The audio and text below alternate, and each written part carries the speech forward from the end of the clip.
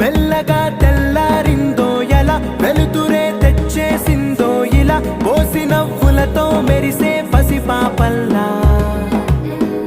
చేదతో బావులలో గలగల చెరువులో బాతుల ఈతల కళ చేదుగా ఉన్న వేపను నమిలే వేళ చుట్ట పొగ మంచుల్లో చుట్టాల పిలుపుల్లో మాటలే కలిపేస్తూ మనసారా మమతల్ని పండించి